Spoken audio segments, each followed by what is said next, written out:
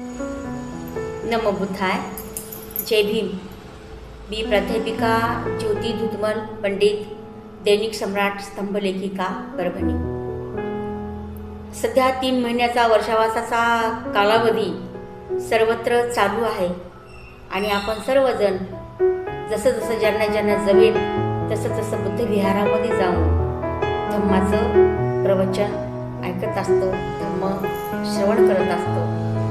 आणि ह्याच कालावधीमध्ये बुद्ध विहारामध्ये आपण पाऊल टाकतो तेव्हा आपल्या जीवनामध्ये काय बदल होतो आणि बुद्ध धम्म संघाची काय प्रेरणा मिळते, त्या परिसराची काय प्रेरणा मिळते, यावर आधारित एक कविता आहे. बुद्ध विहाराला अर्पण ही कविता.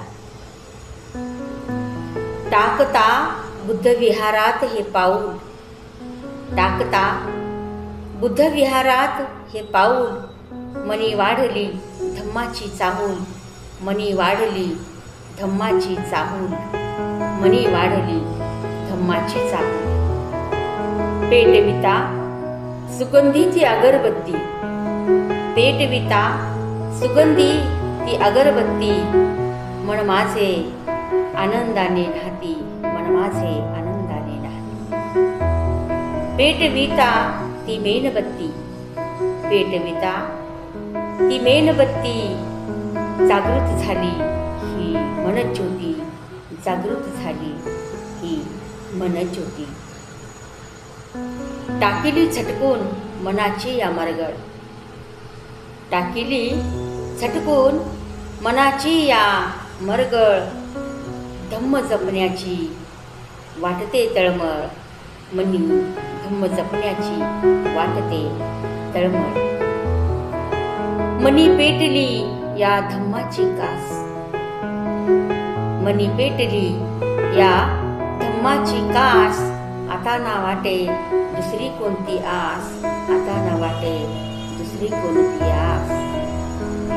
बुद्ध विहारांच्या भिंती, बुद्ध विहारांच्या या भिंती, त्या भिंतीप्रती जुडली माझी अतूट नाती, त्या भिंतीप्रती जुडली माझी अतूट नाती.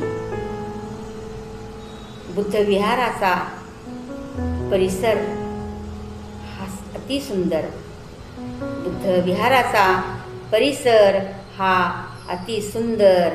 असे जसे वाटते मला माझे माहेर, जसे वाटते मला माझे माहेर. बुद्ध विहारात जाता मन होते प्रसन्न, बुद्ध विहारात जाता मन होते प्रसन्न, आणि झटकून टाकते मी मन माझे झालेले खिन्न, मन माझे झालेले खिन्न.